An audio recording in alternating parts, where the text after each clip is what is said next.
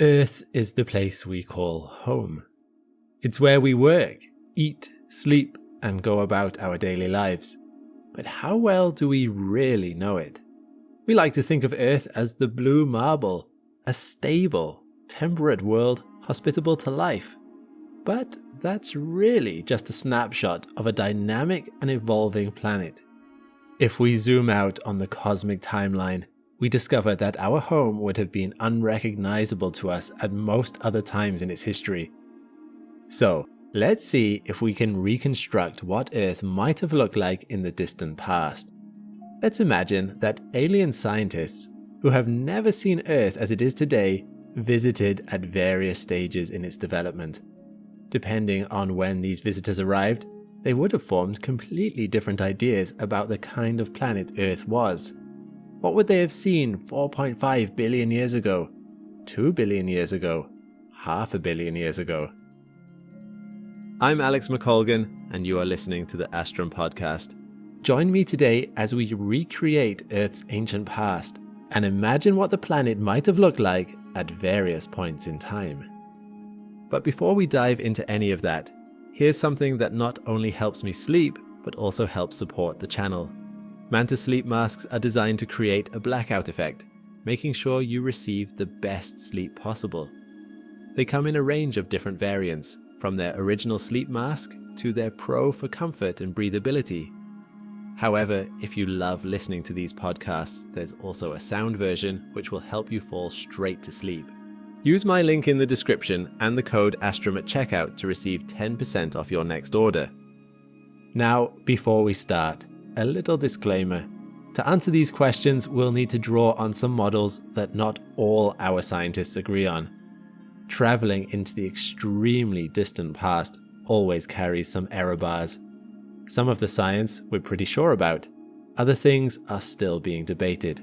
So, as we indulge our imagination, let's keep in mind that some of these claims are still being developed and rigorously questioned, as they should be. But to the best of our current knowledge, this is what our planet could have been like. As long as we're going into the past, we might as well go way back. Let's start 4.5 billion years ago. It's not the very beginning, but pretty close to it. At this time, the Earth is basically a hot, viscous ball of molten rock, and I doubt our alien visitors will want to hang around for very long. The Earth is still young, not even 100 million years old yet, which in planetary terms is an infant. Earth's thin atmosphere is made mostly of hydrogen and helium, most of which is stripped by the solar wind, since the Earth hasn't yet formed a magnetic field. As a result, the young planet has little protection from the sun's cosmic rays, and the planet is a hotbed of radiation. Earth is also constantly being bombarded with asteroids and comets, which add to its mass, a process called accretion. Just imagine a big ball of chewing gum that you keep adding to with fresh wads of gum, and you'll get the idea. So not only is the young Earth hot and gooey, it's also growing. But these are not the only impacts the planet has to contend with. In the recent past, there was a cataclysmic event in which a protoplanet collided with the Earth, resulting in the formation of our moon. If our alien visitors were to see Earth in this state, would they see its potential? I'm unsure I would at this stage. But despite these ominous beginnings, the seeds of change are taking root. Riding aboard these inbound asteroids is a special compound that will play a crucial role in Earth's history: water. While not all of Earth's water comes from these meteors, scientists believe much of it does. According to this theory, hydrogen ions in the solar wind impact these meteors, ejecting oxygen atoms under their surfaces, thereby producing water. These frequent impacts seed much of the young planet's water. Then, as the planet cools, heavier elements sink towards the Earth's center, and lighter compounds, such as water, rise to the surface. Volcanic eruptions spew other gases like carbon dioxide, ammonia, and additional water vapor into the atmosphere. Eventually, all of this accumulating water vapor will lead to the formation of Earth's oceans and its mature atmosphere. So, even if Earth is a dangerous place to be at the moment, our alien visitors might see some untapped potential and come back to Earth once it's had a bit more time in the oven. Let's imagine that the scientists returned to Earth 2.5 billion years ago to see if anything has changed.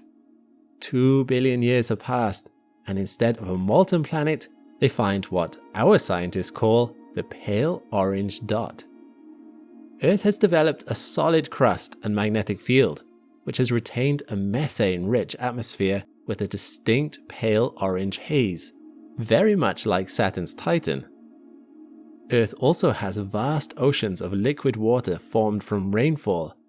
Looking upward, our alien scientists see a terrifyingly huge moon overhead, far closer than it is today.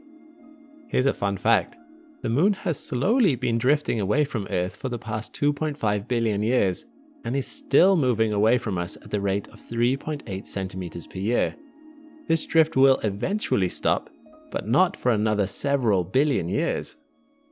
But 2.5 billion years ago, the moon is much, much closer, and this proximity leads to far stronger tidal forces in the oceans. While this snapshot of Earth is probably more Earth-like than the previous snapshot, to me it almost feels more alien than before. Earth must have looked like a barren dream world, a lot closer to a surreal Salvador Dali painting than the teeming planet we know today. Being experienced in the field of astrobiology, our alien scientists take some blue-green water samples and find the cause of this orange haze, photosynthesizing bacteria called cyanobacteria. They are excited to find that Earth has developed life. These primitive bacteria are living in communities in shallow water, which in turn have released oxygen into the atmosphere in an event called the Great Oxidation.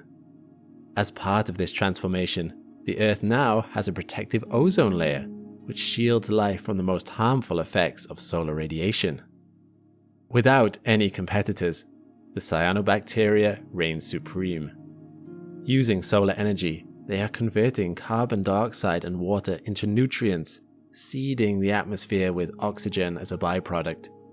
Bacteria are now the uncontested rulers of planet Earth, and they have permanently altered their atmosphere in ways that make our current way of life possible. Enthusiastic for Earth's future, our alien scientists decide to come back to Earth 650 million years ago. And boy, what a difference 1.9 billion years makes.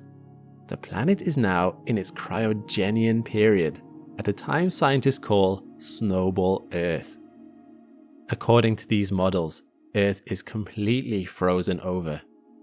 Think of the last Pleistocene ice age, only a lot colder. In fact, all of the Earth's surface and half of its total ocean water are frozen solid. The Earth has become so cold that temperatures at the equator are similar to those in modern-day Antarctica. While the scientists aren't sure what triggered this downshift in global temperatures, some theories include a major volcanic eruption that spewed ash into the atmosphere, a vast reduction in greenhouse gases due to photosynthesizing life forms, and Milankovitch cycles. Of course, it was quite likely a combination of factors that amplified this global cooling. Interestingly enough, underneath all this glacial ice is a single supercontinent called Pannotia, centered on the South Pole. However, given the vast glacial cover, our alien visitors are having trouble discerning land from ocean. As a side note, don't confuse this supercontinent with Pangaea. Plate tectonics will eventually break apart Pannotia and reform that later supercontinent in a few 100 million years. But let's not get ahead of ourselves. Our space visitors land and wander around the vast, endless glaciers, amazed that this frozen landscape was once covered in molten rock. At first, they think the harsh climate might have wiped out Earth's fledgling life, but that life has proven remarkably resilient. Cyanobacteria remain in the ocean, perhaps clustered around hot hydrothermal vents, much like the black smokers that are currently at the mid-Atlantic ridge. There are also newly evolved microbial life forms, such as red algae. Complex, multicellular life remains elusive, but the fact that life has found a way to survive the planet's harshest freezing event so far is a testament to its staying power. At this point, I'd like to imagine our alien visitors having an argument among themselves. The youngest and most temperamental of the group is having a tantrum. First a lava ball, then a barren bacterial playground, and now a ball of ice, it exclaims. Why do we keep coming back here? But the eldest of the group puts an arm, tentacle, or articulated limb of our preference around its younger comrade. Patience, the wise alien tourist says to its impertinent partner. I have a feeling this planet is in for some major shakeups. Let's come back in another few 100 million years. I think it will be worth the trip. So, giving the planet time to change, our alien scientists decide to come back during the Devonian period 360 million years ago, and they are shocked by what they see. The planet has thawed completely, with temperatures generally warmer than those of the present day. Scientists estimate that the tropical sea surface temperatures range from 30 degrees Celsius to 21 degrees Celsius later in the Devonian, a temperature drop that coincides with diminishing CO2 levels due to increasing plant growth. The supercontinent has broken up and formed multiple continents, the largest of which is Gondwana, covering the South Pole and much of the Southern Hemisphere. Gondwana incorporates much of what is modern-day Africa, South America, Antarctica, Australia, and India, so it's pretty big. But the most dramatic change our visitors notice is that life has already undergone the Cambrian explosion, a rapid expansion of biological diversity that filled the seas with all sorts of complex life.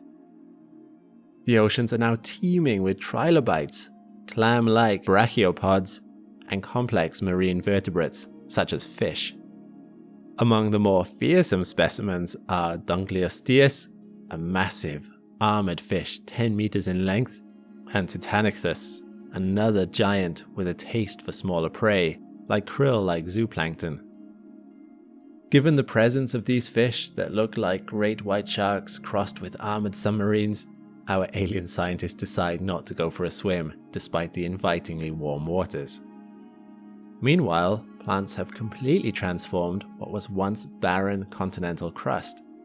With no large herbivores in existence, vegetation grows unchecked into dense, sprawling forest, which have produced a layer of stable, nutrient-rich topsoil.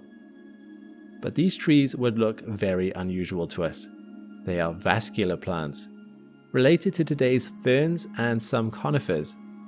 There is also an enormous tree-like fungus called prototaxites, which stands some 8 meters tall.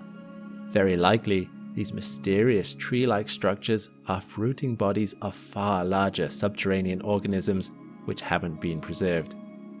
A few marine species have even evolved limbs and are beginning to walk on land, such as Ichthyostega, a rather charming four-legged vertebrate that looks like a modern amphibian, whose stout limbs and lungs allow it to navigate swamp-like habitats. As our alien visitors leave the Devonian period Earth, they finally have a sense of the ecological diversity and temperate climate that will follow. The once molten planet turned pale orange dot turned giant snowball now somewhat resembles the blue marble we know today. Of course, other big changes are yet to happen.